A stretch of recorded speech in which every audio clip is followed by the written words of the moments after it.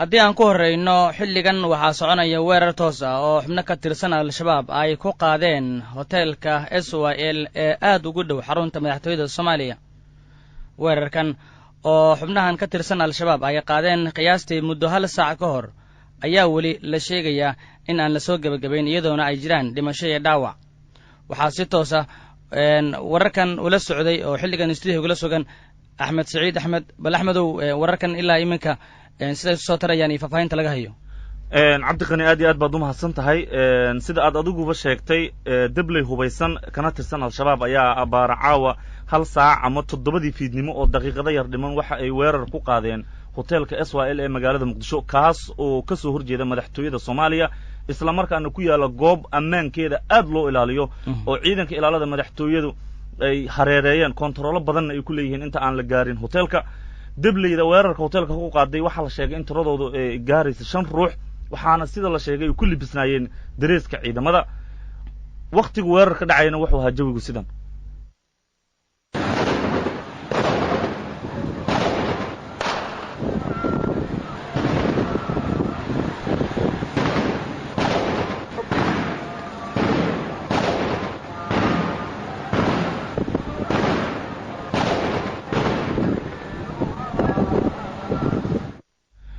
cabdi qani dhawaqaasaad maqlaysaan waa rasaastii na iswadaarsanayeen dableyda hoteelka weerartay ilaaladii hoteelka iyo ciidamadii ammaanka ee goobtaasi ku sugnaa. sidoo kale waqtiga weerarka uu dhacayay waxaa hoteelka ka socday munaasabado kala duwan waxaana la ii sheegay in labada hool ee hoteelka SYL uu leeyahay labada hoolba ay ka socdeen munaasabado. waxaana la sheegay in dad aad u fara badan ay ku sugnaayeen hoteelka waqtiga weerarka uu dhacayay. qaar ka mid a dadka hoteelka ku sugnaa ayay u suurta gashay inay ka baxsadaan hoteelka isla markaana ay qaybta dambe ama dhabarka dambe ee hoteelka ay ka baxaan. maxamed ibraahim jawhar oo ah kaamiramaan ka tirsan telefishinka Jubbaland ayaa ka mid ahaa dadkii ku sugnaa hoteelka waqtiga weerarka uu dhacayay waxaana uu iga warramay sida ay wax u dhaceen. Axmed Saciid waa maasan tahay waxaan ku sugnaa hoteelka SYL ku sugnaa jug weyn baa naga soo gaartay dhinaca madaxtooyada kadib ayaa bilaabatay oo laba dhinac la dhaafsanayo waxaan u soo baxnay waxaan isku daynay inaan u soo baxno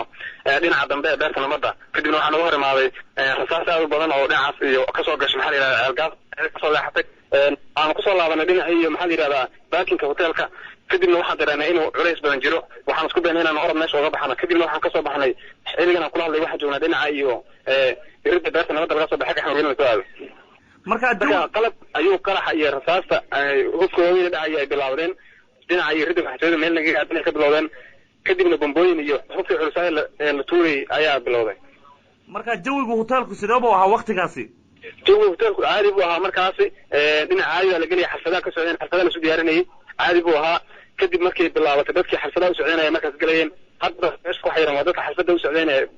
barnaamijka meesha qayb uga noqon lahaa. marka ilaa hadda waqtiga hoteelka adigu ka soo baxaysay dableyda ma u suurta gashay inay gudaha hoteelka galaan. dad aniga markaan ka soo baxay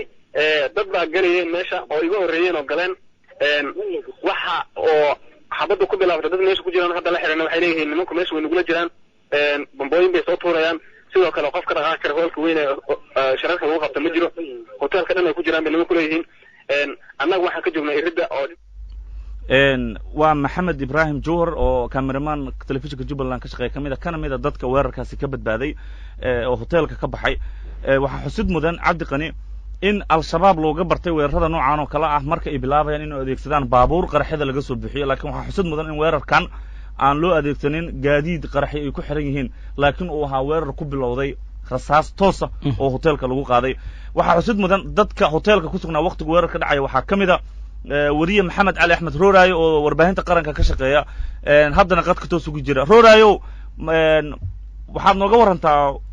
waxaad ka mid ah dadka hoteelka ku sugnaa waqtiga weerarku dhacayay maxaad intaan sheegnay oo dhegeystayaasha aad ku kordhin kartaa.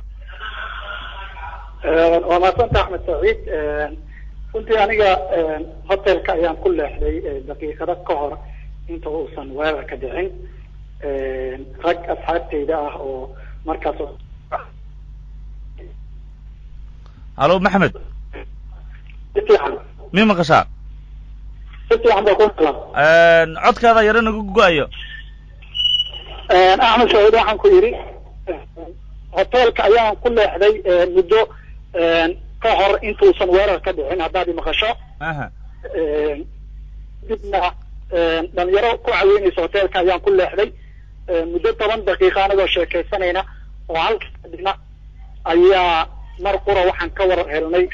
rasaas runtii dhowr jahan oga timid gaar ahaan aan qiyaasayo inay nooga timid dhinaca laamiga hoteelka SYL ama afaafka hore ee madaxtooyada markiiba dadkii ku sugnaa hoteelka waa ay kala carareen oo qof kastaba waxa uu waqti geliyay sidii naftiisa uu badbaadin lahaa anigana dadkaasi nafta badbaadsanaya ayaan ka mid ahaa waxaa ii suuro gashay marka dadaal badan iyo iyadoo ilaahay uu ku mahadsan yahay in aan hoteelka ka baxo marka laba qof oo kale oo waxaan u jeeday oo rasaas hoteelka kusoo dhacday ku dhaawacmay oo dhaawacoodu uu fududaa oo socday oo dadkii meesha igala soo baxay ka mid ahaa runtiina waxaad moodaa weerarkan weeraradii hore dabcan wuxuu kaga duwanaa wuxuu ku bilowday rasaastaas ayaa dadka intooda badan badbaadisay